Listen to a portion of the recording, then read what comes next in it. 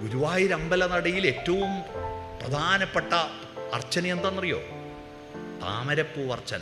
കാരണം പത്മനാഭനല്ലേ ശ്രീകൃഷ്ണൻ. പത്മം താമര, നാഭിയിൽ പത്മം വളർന്നവൻ.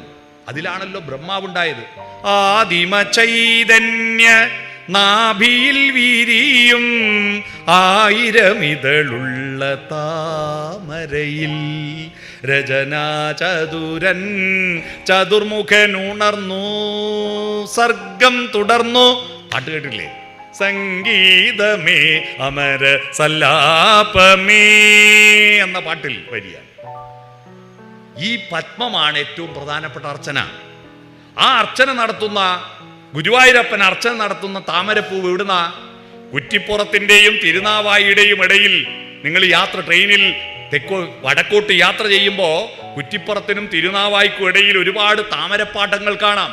ആ താമരപ്പാടങ്ങളിൽ പ്രഭാതത്തിൽ വട്ടത്തോണിയിൽ പോയിട്ട് ആ താമരപ്പൂക്കൾ പറിച്ചെടുത്തു കൊണ്ടുവന്നിട്ട് ഗുരുവായൂർ അപ്പന് മാല കോർക്കാൻ കൊണ്ടുപോകുന്നതാരാ? സലീം എന്ന് പറയുന്ന മുസ്ലിമും അദ്ദേഹത്തിൻ്റെ ഭാര്യ ആയിഷയുമാണ്. പത്രത്തിൽ ഒരു ദിവസം വന്നിരുന്നു. സലീമും ആയിഷയുമാണ് ഈ പൂക്കൾ പറിച്ചു കൊണ്ടുവരുന്നത്. ആ പൂക്കൾ കൊണ്ടുപോയിട്ട് ഗുരുവായൂരപ്പന് അർച്ചന നടത്തുമ്പോൾ ഗുരുവായൂരപ്പൻ ഇതുവരെ പറഞ്ഞോ മാപ്പള പറിച്ച പൂവനക്ക് വേണ്ടാന്ന്? അവിടെ നടയിൽ സ്വർണ്ണപ്രശ്നം, സാമ്പൂല പ്രശ്നം, അഷ്ടമംഗല്യ പ്രശ്നം വെക്കാറില്ലേ? ആ പ്രശ്നം വെക്കുമ്പം പറഞ്ഞില്ലല്ലോ. പറഞ്ഞോ?